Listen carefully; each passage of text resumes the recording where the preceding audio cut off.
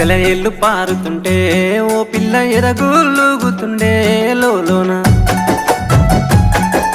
నదులన్నీ కలిసినట్టు పిల్లగా నవ్వెంత బాగున్నది నీలోనా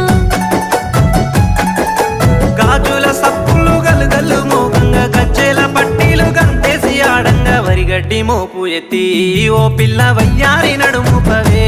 ఈ వేళ